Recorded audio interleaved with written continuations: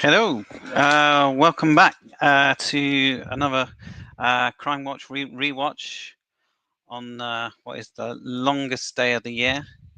It's 8 o'clock, and where I am, we're still getting 29 degrees Celsius heat. But even so, we will still battle on.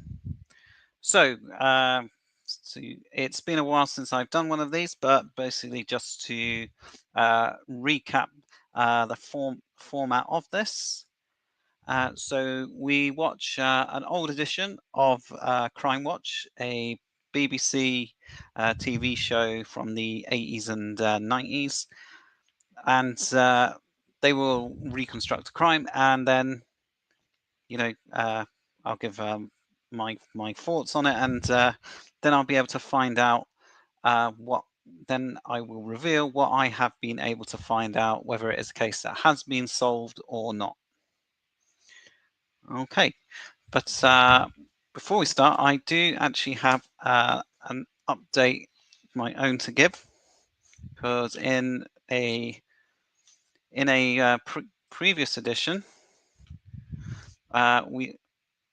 we looked at the case of Marion Hodge. Now, she went missing in 1984, and she has never been found.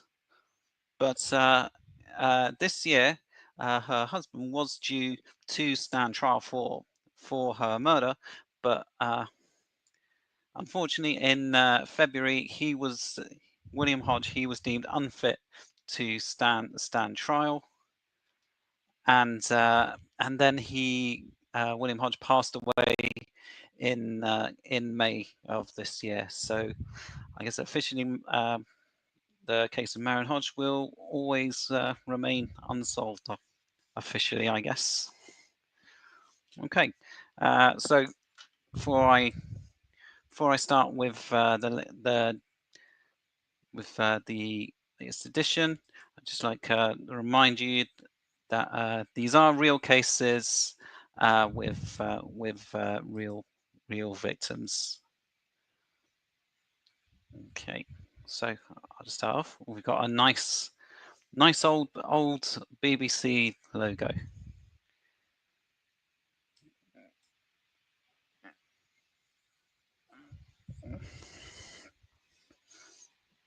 And just that classic Crimewatch theme tune, which we all know and love.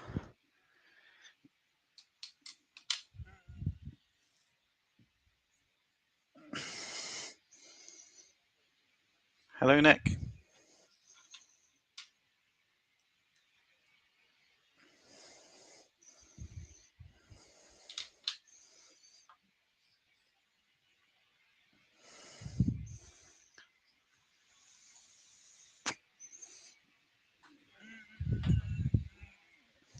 And they are ready.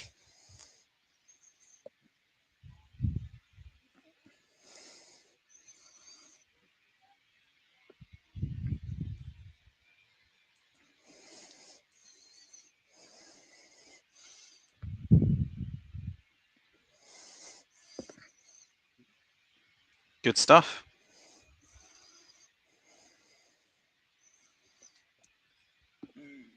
Yeah, I wasn't able to find this. Oh, thank you, Carlton.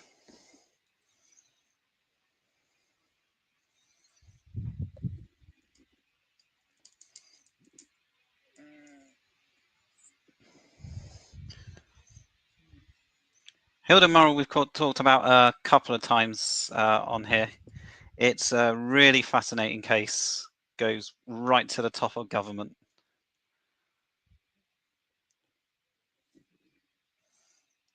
Veronique was found. Elizabeth Sutherland, bit iffy.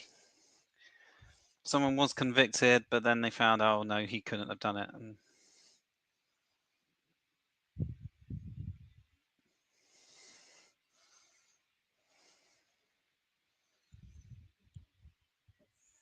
okay.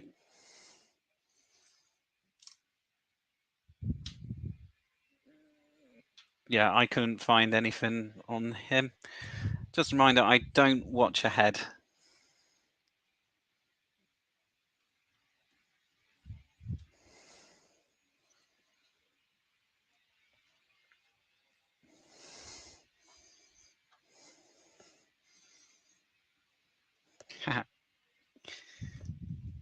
Yeah, never watch ITV.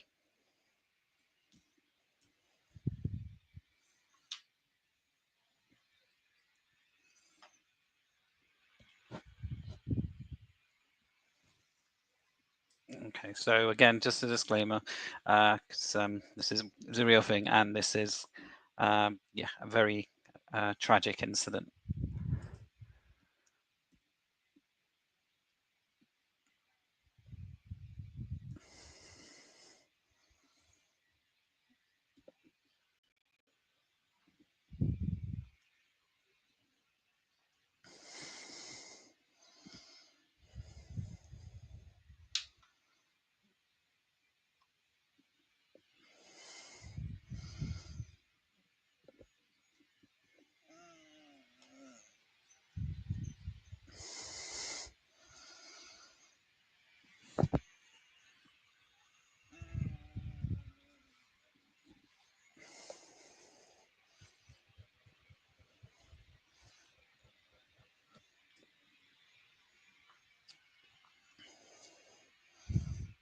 British acting at its finest.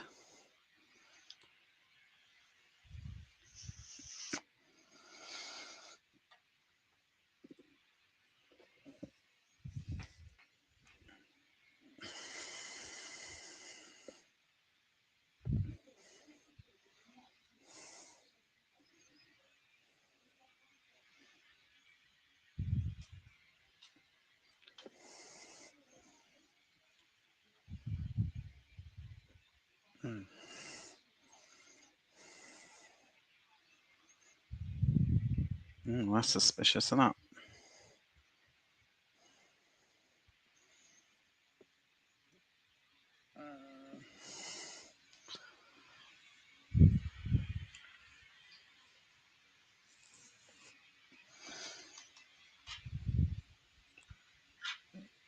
What I've seen, this does seem a bit of a random attack.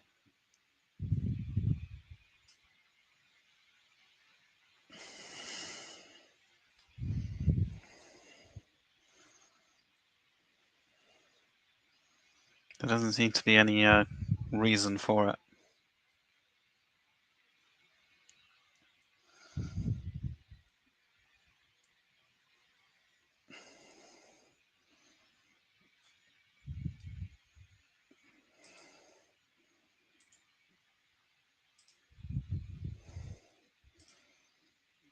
Let's see.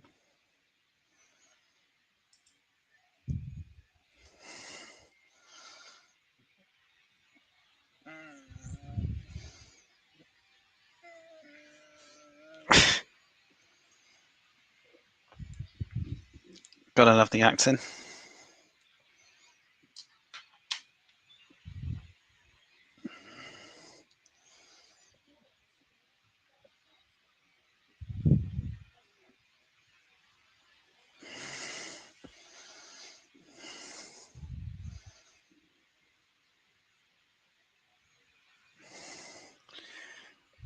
Ladder looks a bit wobbly.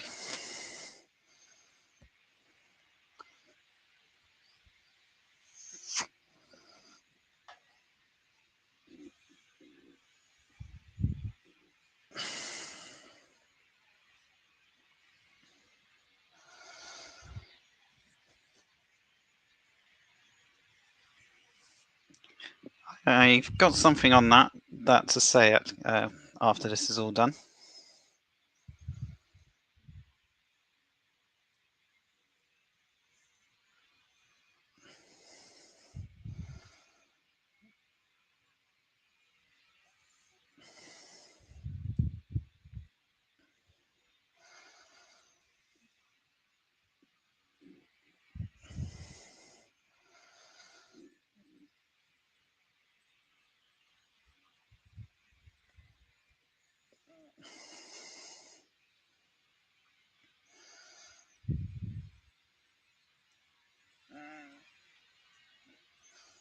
Just remind you, we're not watching London's Burning.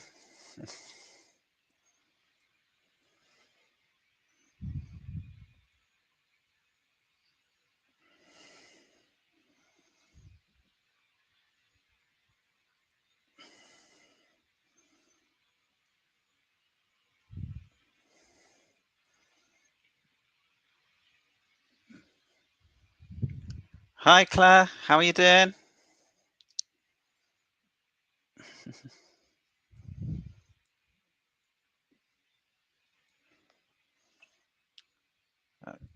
Oh, no, mechanics, you made it. Good to see you both.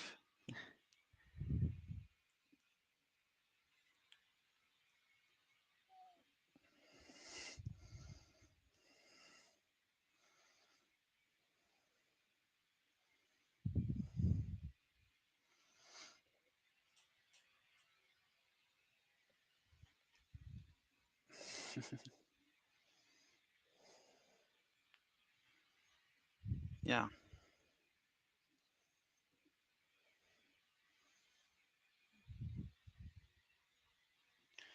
Yeah. Claire, doing okay. Just dealing with the heat today. So it's gone down. Oh, it's cooling down. It's only 28 degrees Celsius here. Is the sound not coming through? Oh. Okay.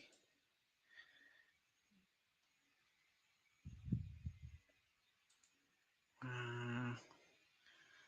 me check settings. Do you know, I've probably...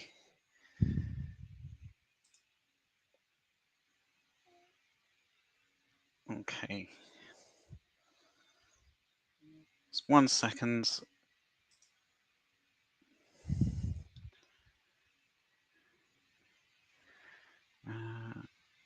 Stop screen. Present. Do you know, I probably forgot to share the audio.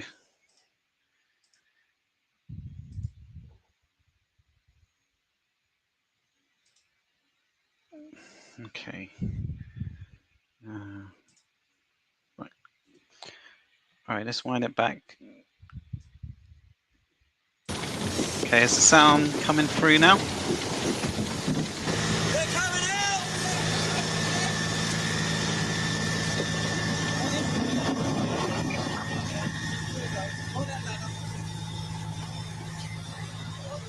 Yeah. Okay.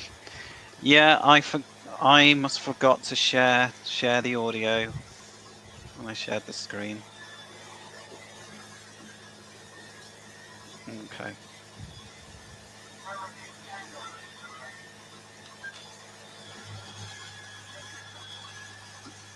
As the ambulance left, the police already knew that the fire had been started deliberately. The 2 children never recovered. The arson attack had now become a murder inquiry. Okay. So, since I forgot to put the sound on, yeah, I will recap. So, a fire inside this house seemingly started at random. We don't know why, but it seems to have been done deliberately. And unfortunately, it seems two children lost their lives in the blaze. Okay, so quite tragic, but okay, I'll let our detective give more details. Detective Superintendent Bill Clements is in charge of the case. Do you think murder was the intention? Well, I think that they meant harm to the Goebel family because by pouring the petrol on the stairs, they cut off their way of escape. So they meant to harm them, yes. I think this guy's been on an episode before. They're a very happy family. We've seen all their I think friends he came on when they were investigating murder of a nobody drug has any dealer. grudge against the Goebels, and certainly they couldn't have had anything against those 2 little children. So no apparent motive at the moment. You found that oil can in the garden. Do you think that's significant? Yes, at some time it's contained petrol. It doesn't belong to any of the Goebels, and it doesn't belong to any of their near neighbours. But it certainly contained petrol. What's rather surprising is that it was a main road, and yet not many witnesses have come forward. That's true. In fact, we've got over 30 people that have been described by various witnesses who we've still yet to trace. There are a lot of people still outstanding. Now, a number of people you particularly want to get hold of, the two men who were seen beside that van. That's right. They were seen sometime earlier than in that evening. That one of the men was in his mid-30s with a sallow complexion and wearing a bomber jacket. They need to be eliminated from the inquiry. And the van They is do quite look unusual. likely. Yes, it's exactly as shown. It's a BMC model, except that at the rear there are windows in the doors. It's a model that hasn't been manufactured since 1972. And do you know what colour it was, the van? No, the taxi man who saw it can only say it's red. Dark, sorry. Yeah, Dark I'm pretty sure he's And been you also want to on know here who before. that man was on the screen there who was running across the road. Yes, he was seen just before the fire was discovered. He's most important. He's a young man in his early 20s in a sort of motorcycle jacket, probably leather. He's most important for us to find. That was about 3:45. Yes. And interesting, he had a leather jacket because the young man who was seen just gazing at the blaze also had a leather That's jacket. right. And he, the man with the white crash helmet was at the scene I've got something when to the say on fire him. was discovered. He could be the same man as previously shown, but of course they were described by different witnesses. So we need to find those. Most important those men are. Anyone else you particularly want to find out who you know was there? Yes, there's a young lady who was walking her dog. She was seen within 100 yards of the scene just about the time of the fire. Right, she It's just most carried on. unusual for anybody to be walking a dog that time of night, and we would have liked for her to have come forward. Right, so to sum up, exactly what do you want people to come forward with Oh, tonight? I see people walking We their want dogs at all anybody hours. who didn't have relatives in their house, who fear they might know the identity of the person responsible, and even if it means informing on someone they know, it's most important that they come forward. Detective Superintendent, thank you. And if you think you can help, please do ring us. You can talk to the detectives, or if you prefer, you can talk to a BBC researcher. The number 01811 8055. The lines are open, but if you can't get through, keep trying. Or you could call Sussex Police in Hastings. The number 425 00. That's Yeah, this is why I'm pretty 0424, sure that code the for text has Hastings, been on here before. 425 00. I'm sure there was another case in Hastings. Now, Right. All right. So we're going to what I have found on this case. Well, I haven't been able to find if it has been solved. I did find this story about the guy in the with the white crash helmet. Now, on there, they were saying that that he was just standing there watching. But in this story, it says that actually it says he impressed rescuers by helping neighbors put up a ladder in an attempt to save the family trapped in their blazing home. So yeah, that's quite the opposite of how they portrayed him in their reconstruction. But yeah, it doesn't look like they were ever able to trace him. And the last thing I've been able to find out was that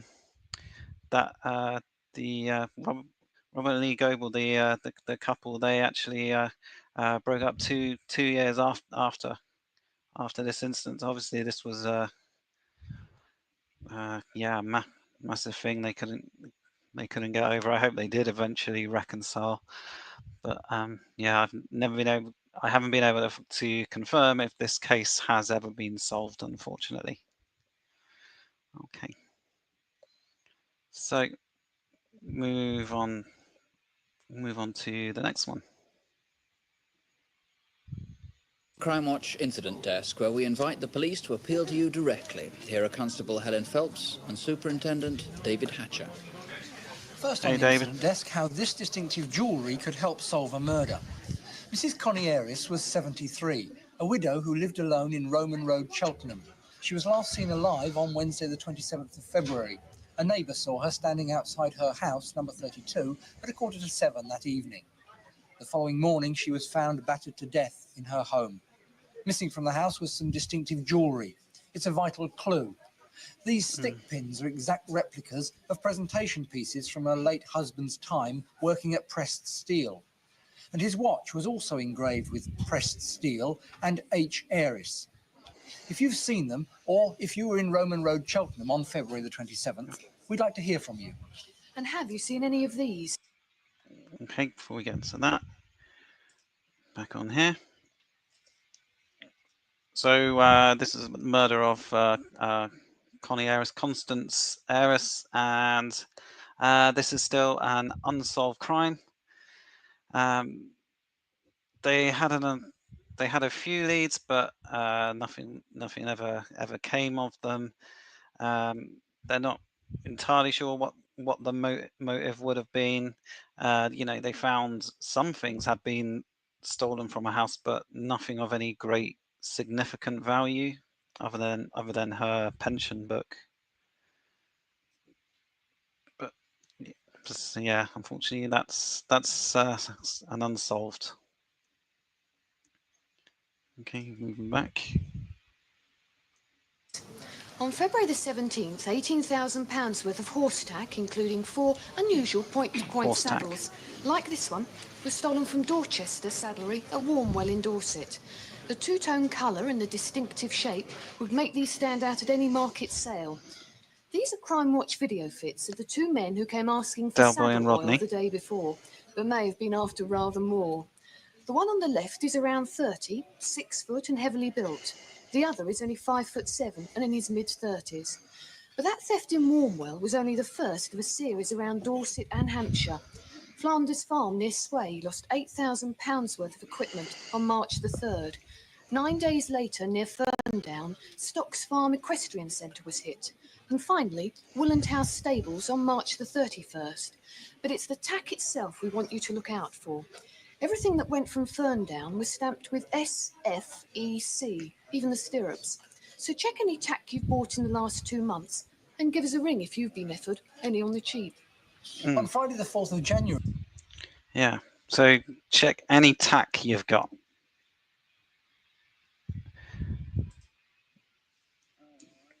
That's not an expensive saddle.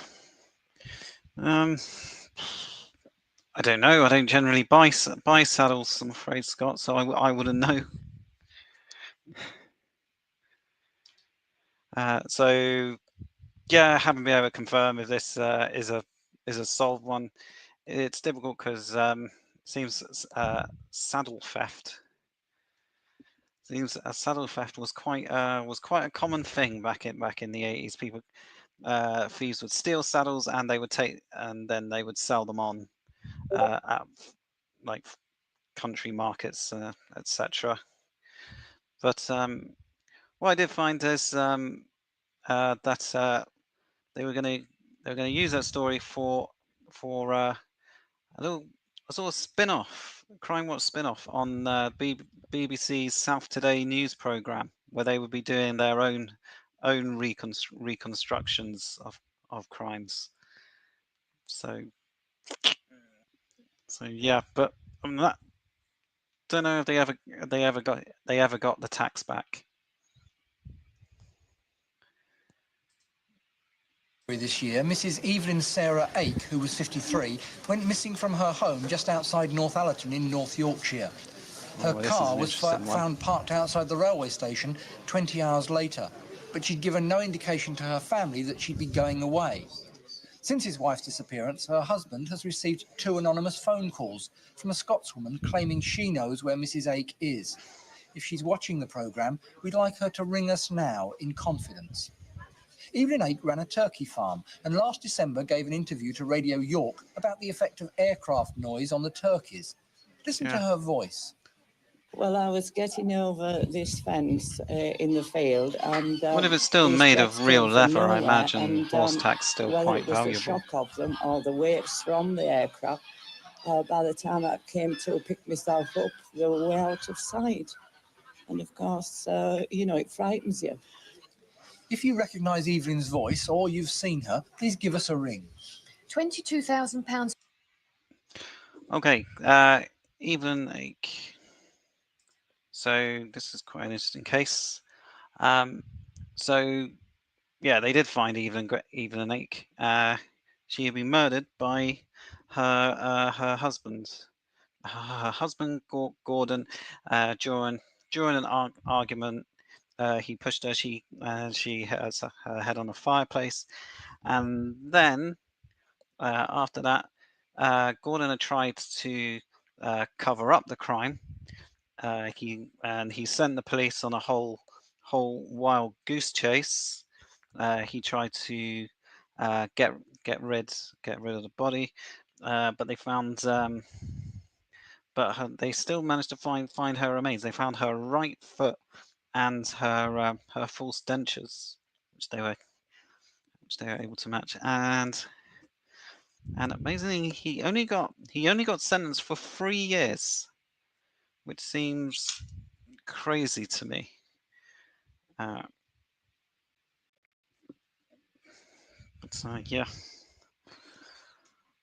Yeah. So this one, it is a solved case, which I think is I think that's our first solved.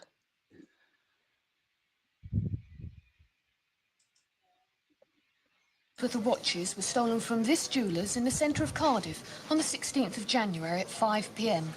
The only thing the thieves left behind was this, the sledgehammer they smashed their way in with. It's similar to those used for knocking in wedges on railway lines. If Disco Stu comes up, that's a clue. Smaller, only £7 instead of 14, and it has a slightly pointed edge. There was a die stamp on the handle, but it's been scratched off. If you manufacture or hire out this sort of sledgehammer, give us a ring. And we've 3 faces in our photo. Okay, so yeah. That story, Cardiff Jewelers, sledgehammer, completely Disco. Could not find anything on that. No, that's just the way it goes. Sometimes you think you'd be able to, but never mind. Yeah, who remembers? Still trying to get the definition of disco changed.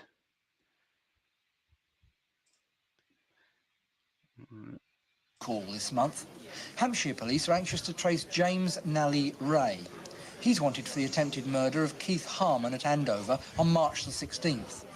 James Ray is in his 40s, 5 feet 10 and heavily built.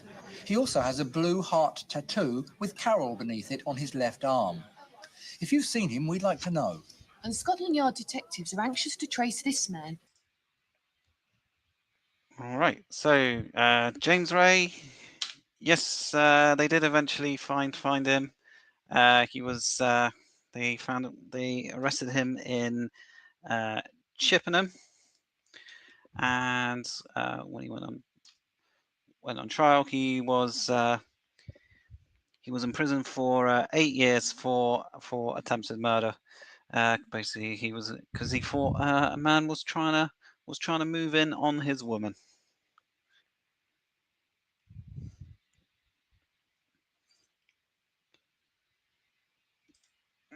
Yes, that is so disco.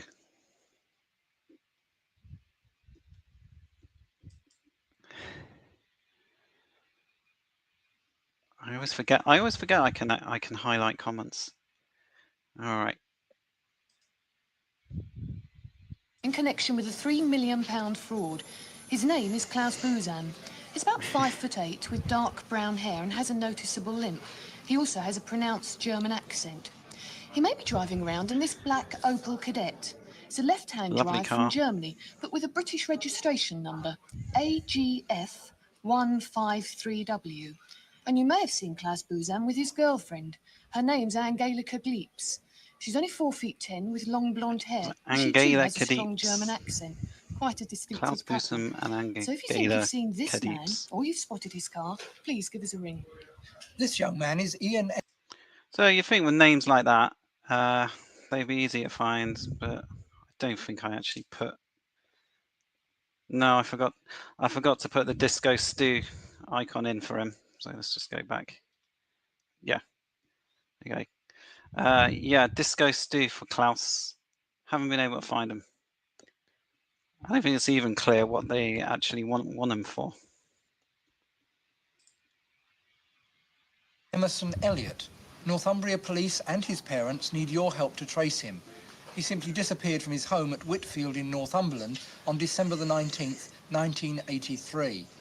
He was 18 then, a shy, retiring person who loved the farm he worked on. We don't think he went voluntarily. If you've ever seen him, or if you've seen any of the faces in our photo call, give us a ring. And finally, we've had an urgent... Okay, so Ian Elliott, yeah, they eventually found him. He disappeared for 4 years. They found his remains in a wood up in Northumberland. His parents had to come out and identify him. Yeah, he was found with a shotgun next to him, and his case was ruled as a suicide by the coroners. So that's that one's solved. Urgent appeal from Sussex Police. They're anxious to find this red Ford Sierra car, registration number A280HLE, in connection with a murder in Worthing on Monday night. If you can help with this, or any of the other cases on the incident desk, please ring us. Yeah, details too vague on that one. If you can help in any way, it's 01 811 8055. 01 811 I didn't look for that one. 8055. Our next story is a mystery about two women who simply vanished. They lived near each other in a picturesque part of North Wales, and they were last seen in the same vicinity. And yet they went missing 2 years apart. First of all, Mrs. Peggy Goodman. Yeah, so yeah, I do have stuff for these two missing ladies. Okay, but we'll let them start off with Peggy Goodman here. She lived alone, and though she was 81 years old, she was far more energetic than many people 20 years younger. She frequently went hiking, attended demonstrations for CND, and sometimes went away from home without telling anyone. She was last seen near her home 6 days before Christmas in December 1982. And then on January the 4th this year, a second woman went missing from just down the road. Our reconstruction is in English, though the community usually speaks Welsh. The place is a village set beside the River Dee called Corwin. Her disappearance was a few miles 3 from the years tourist before centre of Llangollen and on the A5.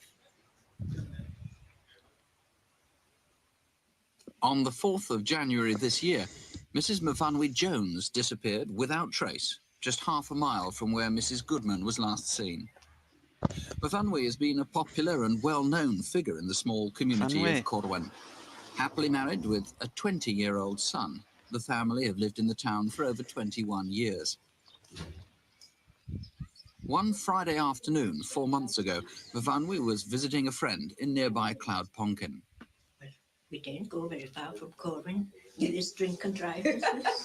Do love Welsh names. Cloudponkin. I'm looking forward to it. I think it'll be a lot of fun. I'm very grateful to you for helping me. Oh, it's no trouble. No trouble. I'll be off now. Right? Right. And I'll definitely see you Monday. Remember to call. Yes, I will. Have a nice time tonight. Oh, yes. Unaware that she'd missed the bus, Myfanwy left for home. She was looking forward to going out to dinner that evening with her husband and friends, and she wanted to be home early to get ready. The time was 4:20 in the afternoon of Friday, the 4th of January this year.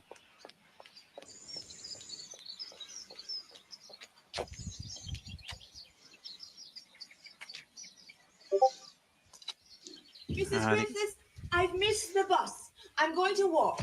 9 times out of 10, I will get a lift. Cheerio. Ta-ra. Country buses, they're like one every 2 hours. This woman is the first of several witnesses who were to see Myfanwy as she started to walk the 1.5 miles home. Can't afford to miss a bus out there in the sticks. A few minutes later, she was seen by these two men who lived nearby. As she continued to walk, a witness driving towards her spotted her, and opposite, a man standing by a blue Vauxhall Viva. This man has never been identified.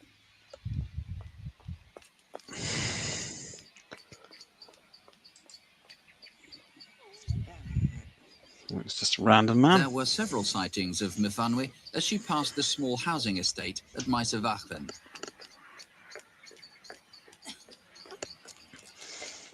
But it was the driver of this red car. Yeah, these who Welsh was the names, they're last just... person we know They're to not see words, they're Myfanwy just Jones. sounds.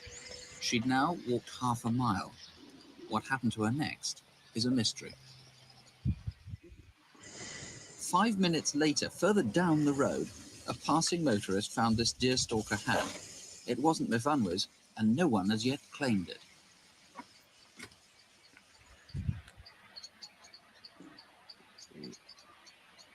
Did she really need to stop her car just to move a couple were hat? later seen arguing on this bridge shortly after Myfanwy vanished, and on the same route that she would have taken home.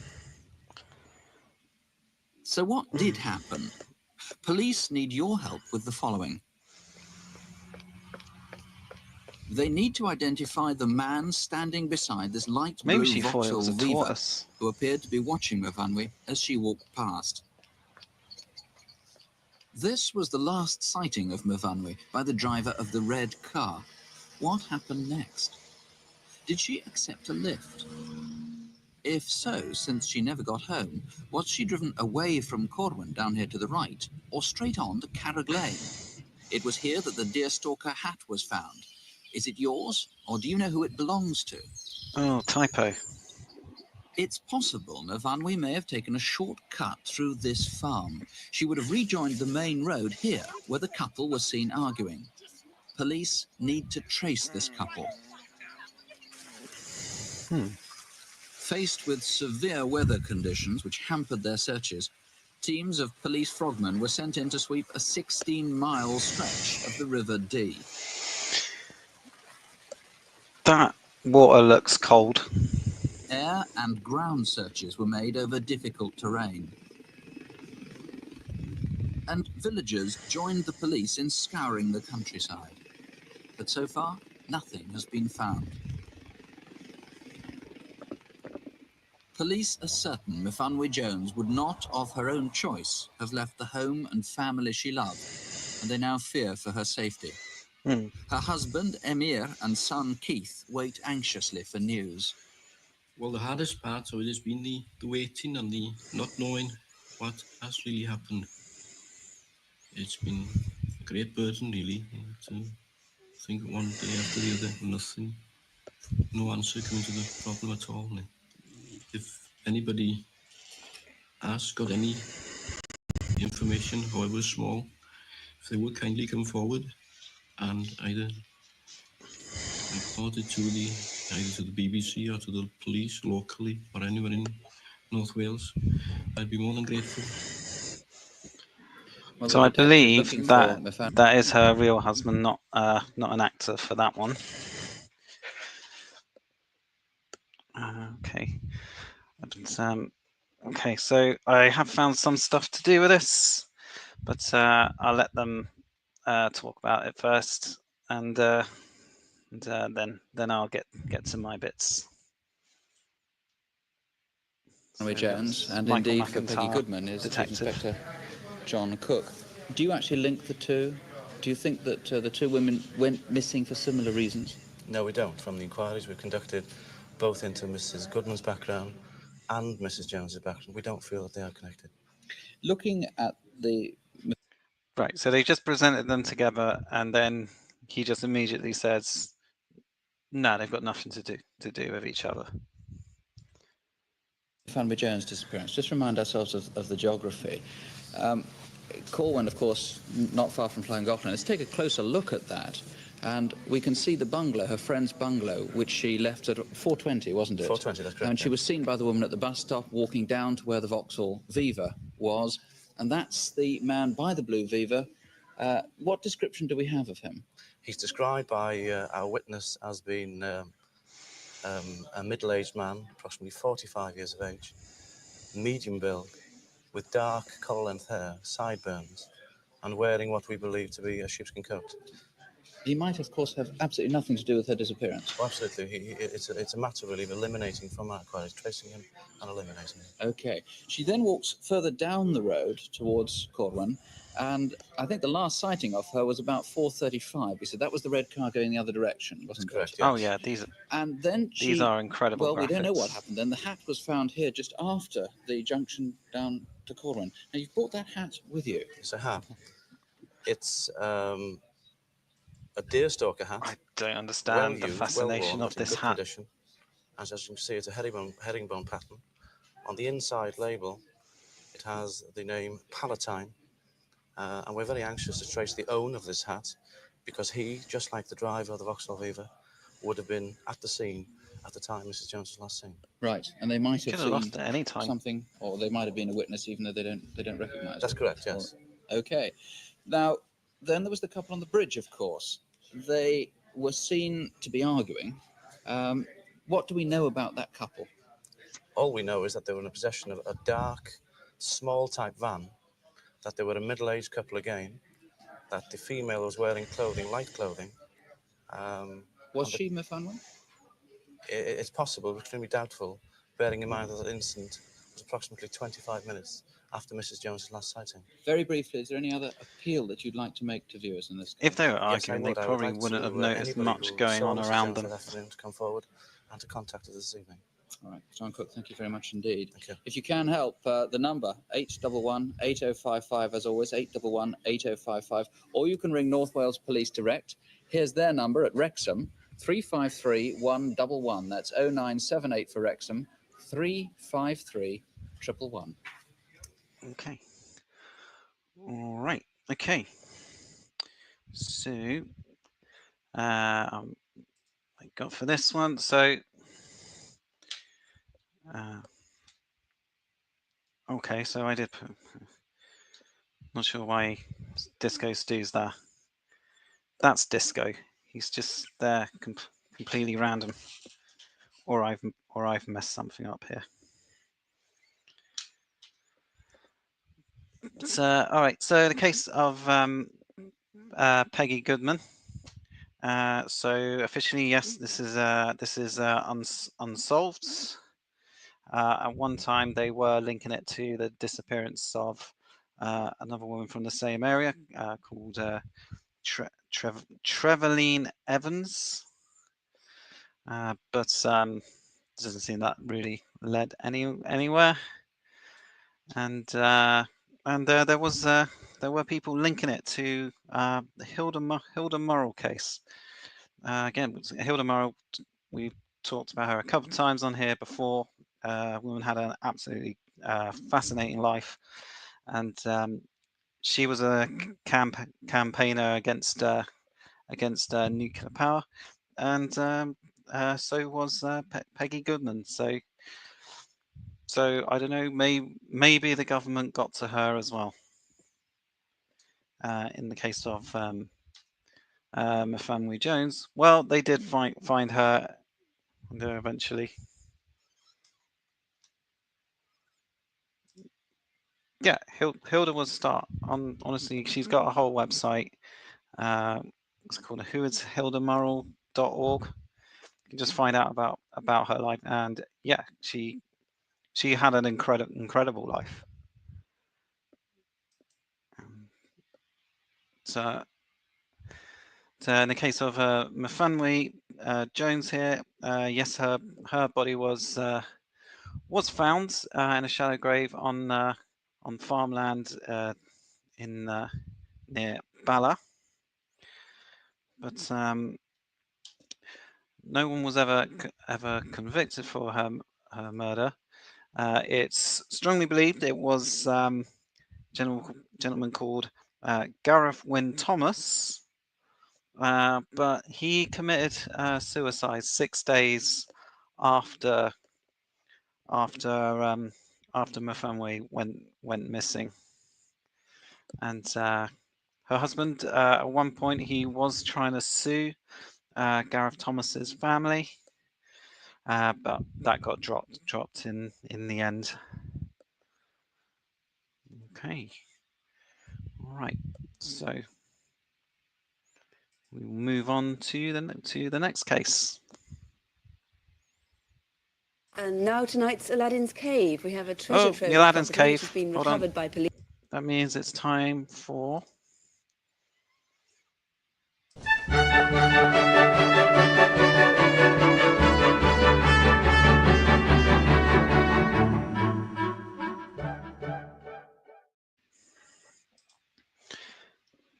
Here we go. So Maybe some of it is yours. There's a photograph of some of it. let me in know the if there's Radio anything Times. that catches This month's your eye collection here. comes from Hertfordshire and Cheshire, but since most of it's been stolen, it could in fact have come from anywhere in the UK. And here's John Bly of the Antiques Roadshow, who's going to take us through it. John. Thank you, Sue. Well, the first important object tonight is this truly beautiful figure of a young girl in medieval costume, signed Carrier Belieuse. Her wonderful face is in ivory, and so too are the hands. I suppose that one's all right. A super figure. She's so graceful and elegant. I really hope we find the owner for her. That would be wonderful, because she's very valuable, well over £2,000, and something well worth tracing. Next, we've got something which is totally different. These are figures, no less valuable, but no less important to us. If you can recognize any one of these pottery ornaments, then while they're not especially rare, you could help solve a crime. I'm particularly fond of the one at the front. Little granny sitting there. She's not very old, really, but isn't she lovely? A little sort of figure of Western happiness. Now we've got a figure of Eastern happiness, and this nice. Don't imagine it's very valuable. He's Japanese. Putai to his Chinese friends. He's one of the 7 gods of good fortune. So let's hope he has the good fortune to be reunited with his owner tonight. And now to these. Good job. Absolutely wonderful, magnificent gilt metal lamps from the late 19th century. Originally, these would have furnished the newer posts at the that's what bottom I'm of a claiming grand from this. One of those majestic Victorian houses. Those are mine. Now, Absolutely. here's another important lot. This is a Britannia metal American-style water pitcher. It has a tipping action of its own and its own stand. And this has got an inscription to help us identify it. It says, presented to Lieutenant Sidney Ascough Perry Ascough, RN, as a token of esteem and affection from the coloured stevedores of the Naval Transport Depot, Cape Town, South Africa, January 1902. Quite a good lead on who owns it. Many of those around.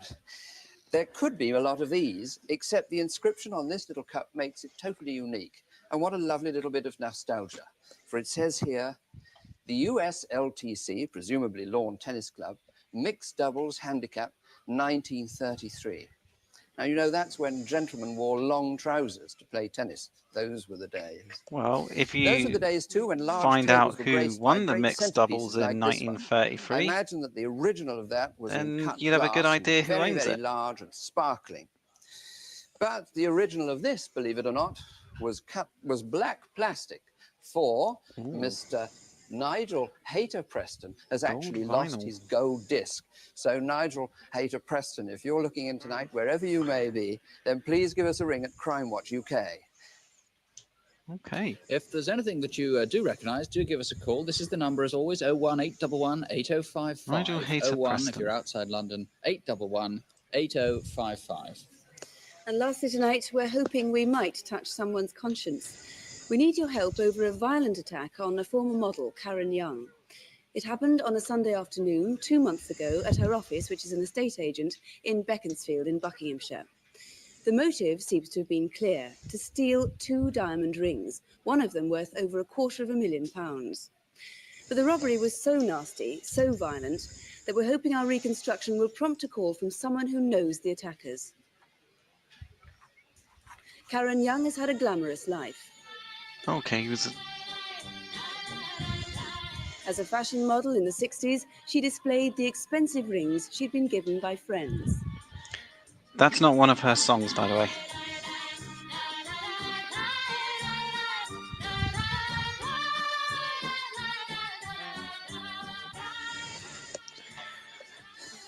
That's not going to get me copyrighted, is it? On the Saturday before the incident, 2 girls came into my office and pretending that they were interested in purchasing property. Yes, a very pretty house. Yes, very soon. Bye.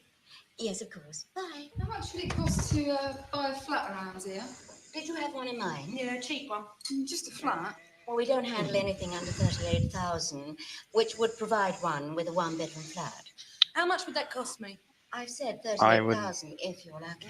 No, she means how much would it cost me? Like to borrow. I've got a building society. Yeah, she's got an account. It became obvious to me. I would as love he to be able said to get a me flat that for it £38,000. wasn't a genuine inquiry because of the way they asked questions. Well, how much would she get then? Oh, rather less. You know, How much less? £38,000 these days might buy you the box room. That's ridiculous. It's stupid. What's wrong with her money anyway? Do you rent anything? No, I'm sorry. Right, okay. I'm sure that it was set up by somebody who knew me. Somebody had told them that I wore rings of immense value.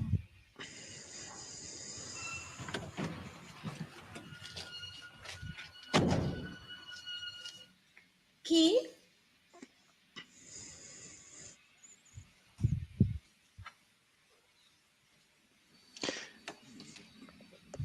See, this looks like a sitcom setup. Keith? I'm a bit busy.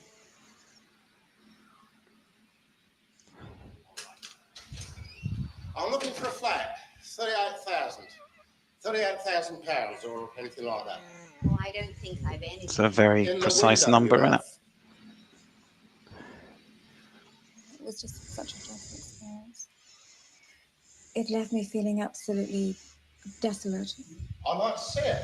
I'll have to ring them.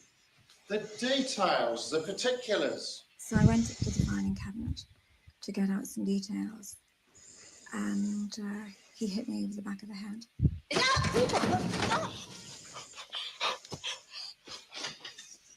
her out of the back. Move. Go on, get her. Get her on the floor. Try it. I said to myself, God, I hope this is a nightmare. I'm going to wake up. Floor. Go on. I say, Lots of potential witnesses there. Get your head down.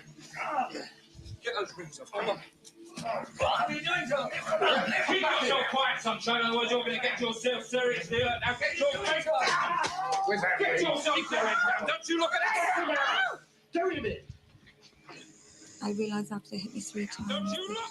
that it was really stupid to try and resist them in any way. Get your head down. Get those rings off. Come on. What are you doing, John? I felt them rip my rings off my fingers, and they broke my jaw.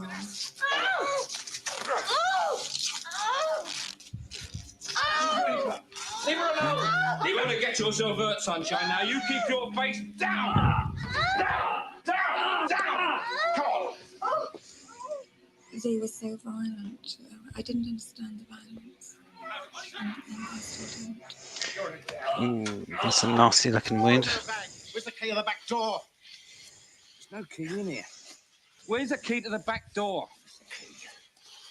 It's not in here. Hello.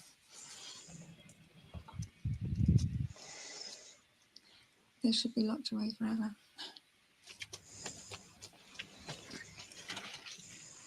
I just hate anybody else to have to go through what I've gone through.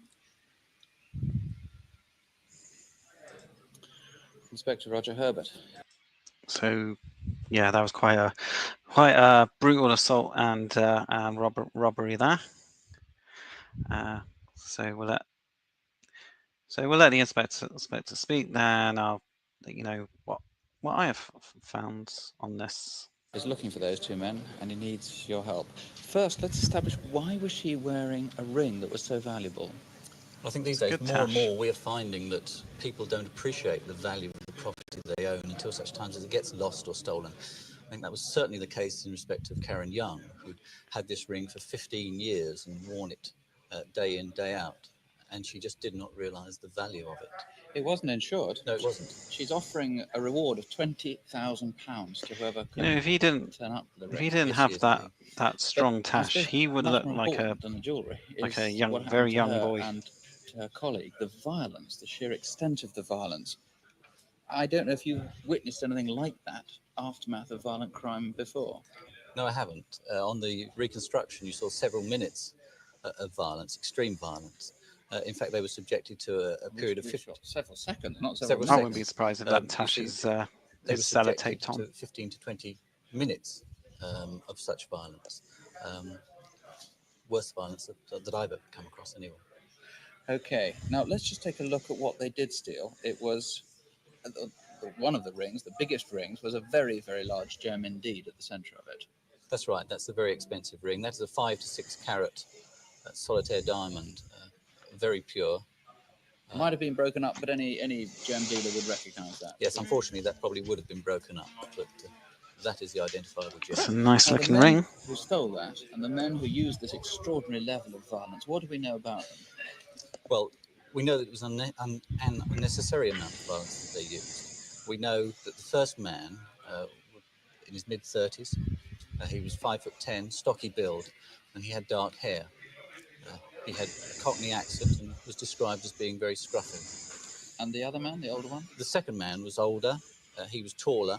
He was also stocky, and again had dark hair. Again, with a Cockney accent, described as being scruffy. Right. Well, there's our video fit of him, though obviously the witnesses were under some duress when they saw that. Now, the women, which I think you do tend to associate with the crime. Yeah, the women they that came into the estate agents on Saturday. Yes, I have nothing to directly connect them with the offence. They seem like they their were. inquiry in that office on the Saturday What's the word? They were. prior to the offence They was were certainly casing the unusual place for the out type of premises. Now, it's desperately important, presumably, if those two women are watching, before the it other had nothing guys to went do in. with it, that they come forward of their own volition. Yes, whilst it may have been an innocent visit, I do need to interview them if that is the case and eliminate them from this inquiry. Somebody must know the two men that perpetrated that violence. Somebody must. Somebody is probably shielding those two men. And in view of the violence that was used, I would ask that if anybody is shielding them, that they come forward and give me a ring. All right, Inspector Herbert, thank you very much. The number to ring is 01811 8055. 01811 8055. Let me stress, you can speak in absolute confidence. You can talk to a BBC researcher if you prefer, rather than to a detective. Or you can call Thames Valley Police in Amersham. That's 02403. That's the code for Amersham. Yeah, talk to a researcher. Don't talk to the pigs. 02403 3033. And if you've missed any of tonight's... Okay. So in this case, yeah, I haven't been able to find out if Karen ever did get her rings back, but she did give interviews about the incident. She said how it had impacted her and left her feeling suicidal after. That's yeah, as far as I can tell, it's never been found. I did have a look into her pop career. Her biggest hit was Nobody's Child, which reached number 6 in 1969. I would love to play a little bit of it, but unfortunately, I think I'm already pushing it on copyright enough as it is. But you can check it out on YouTube. It's a nice song. And that is that really. Numbers, they're all on CFAX if you have that on page 186. They're there for the rest of the week. Old And if you don't CFAX, have a bring back telephone or can't CFAX. get through, drop us a line. The address, Crimewatch UK, Might BBC make that the TV mission Centre, statement on London this channel. Bring back W12 CFAX. 8QT. Our main number here is easy to remember, and we're going to be here all evening, so please ring if you think you can help in any way. As always, we'll be back to tell you what develops in an hour from now. That's Crimewatch UK Update here on BBC One at 11:05, directly after question time. If you can't stay up till then, please remember that we cover cases police are most anxious to solve. So, although what we've shown you is very frightening, it is wholly unrepresentative. Violent crimes are still very unusual. And a word from you might help to solve one I like of them. that, Nick. So if He you always can tries help, to, we'll be waiting for your call. Whatever happens, sleep well, don't dream of having nightmares. He always tries For to the moment. reassure you that Good you know night. it's not as bad as all that. There is a thing I can't remember. I can't remember what it's called, but there was a study that was done that led of people and it found that people who watched a lot of violent crimes on TV, they believe the world to be a lot more violent than it actually is. They believe, where they believe crime figures are going up when actually in general, violent crimes, they're actually going down. I can't remember what the study was called. I'll look it up for next time. But, yeah, that's it for this edition of the Crimewatch Rewatch. I think we, got,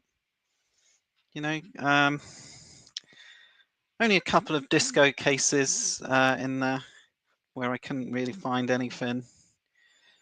Only a couple that are actually solved.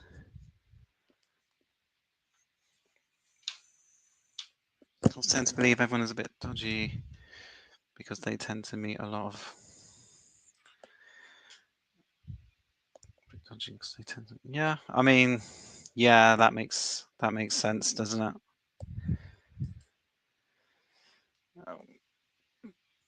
Yeah, but yeah, that's it. That's it for now.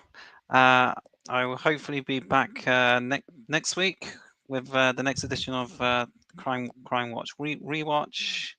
Like and subscribe, all that YouTube stuff. All appease the great YouTube god algorithm. And yeah, until next time, don't have nightmares.